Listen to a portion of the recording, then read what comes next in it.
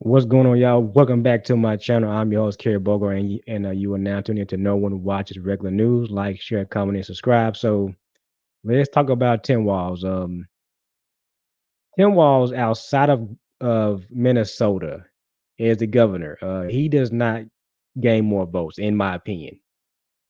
Tim Walz does not gain more votes. When it comes to the voting bloc of Black people, Latinos, you have to be able to appeal to certain groups of people to gain more votes. And I just don't see how Tim Walz can do that now. To be a politician, sometimes you have to fight dirty, hit below the belt, tit for tat, throw certain things in your opponent's face. So what's happening is that people are online talking about what Tim Walz means to them. Like for example, this woman here, this liberal woman is going to talk about how Walz represents the dad that we lost. Her once good father, great loving, caring father. Tim Walz represents that of what she lost to Fox News and Trump and etc. So here's what she has to say. As the VP pick, and I've been predicting this for weeks, but let me tell you why it's making me really emotional. After getting to know Tim Walz for the last few weeks, I have realized something, and it's very profound. He represents the dad that a lot of liberal women lost. A lot of us had moderate to conservative, educated, sensible fathers that we lost to Rush Limbaugh, that we lost to Fox News, that we lost to Donald Trump. And the cult of conservatism that has grown and grown and grown has driven a wedge between millennial women and her fathers. My father is the type of man that will put Dallas Cowboy cheerleaders on the TV, but will never allow a woman in power to be on the television. My father will never, ever vote for a female president. All those times I make TikToks speaking out about anti-racism, the Buford Bonnet Company, the Old South Party, Bama Rush, the weird vibes I got at the Savannah Bananas game. I get thousands and thousands and thousands of comments about how being a liberal white woman is the worst thing that someone can be, how I'm a disgusting, ugly Karen. And every now and then I'll get a comment from someone that says, I bet your dad doesn't even love you. And even though I know my dad loves me in his the only way that he can, I know that my dad feels the exact same way as all those other weird men in my comments. And seeing Tim Walz, seeing that he was an educated conservative that saw the party getting weird and changed his mind, shifted his mindset, and now he's this altruistic character who does the slingshot with his daughter at the fair. He's just chill and normal and kind and sensible. He has empathy. He represents all of those qualities that were stripped away from my normal father by this cult. And it makes me sad to see him because I think, what kind of person would my dad have been if he didn't? All right, so she begins to break down and cry at the end here, but Tim Walz is the dad that we lost is what she's trying to say. That's her message. Again, this is a election. You're trying to campaign for votes. Can Tim Walz gain more votes by just being a good dad? How does this resonate with other voters like myself?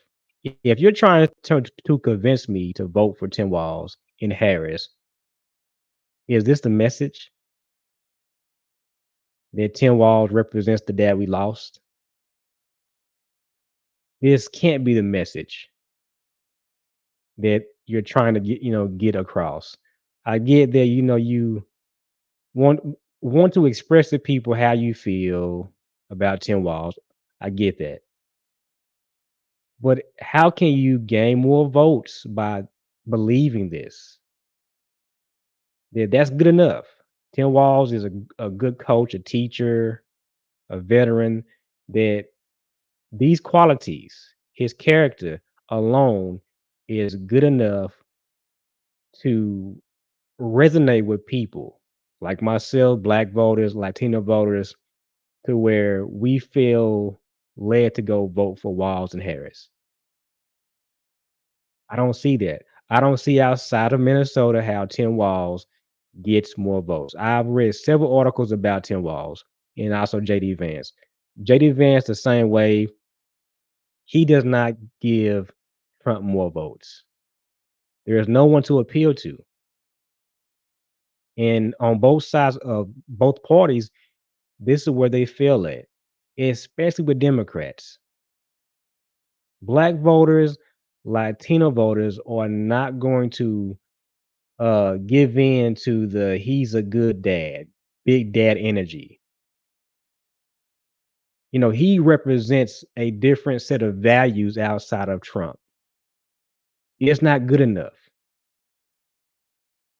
Sometimes as a politician, they gotta fight dirty, hit below the belt, know certain things in your face, but just being the good guy, the good, loving, caring dad, it don't work. As ruthless, as brutal as politics is, and we have seen it because of Joe Biden and what happened to him, as brutal as it is, you can't get by thinking the good dad should be able to get the votes.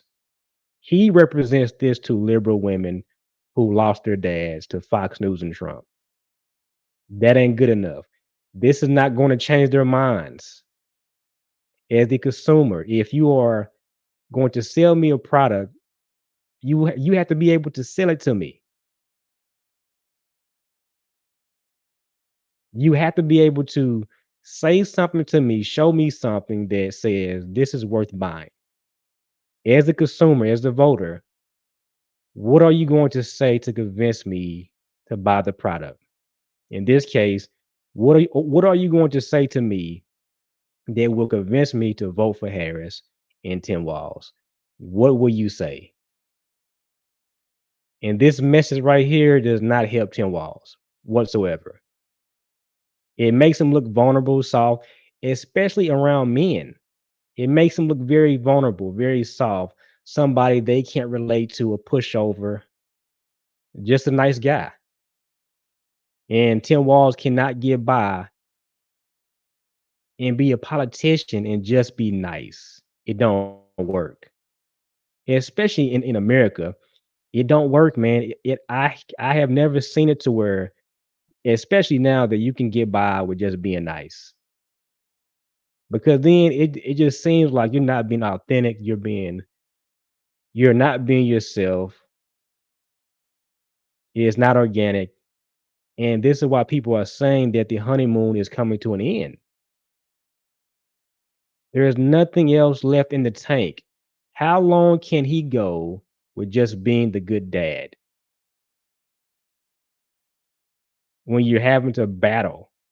If you say that Trump is a threat to democracy, you have a war, a battle at hand. How much do you have left in the tank to go? Because you can't beat Trump on just being the good dad.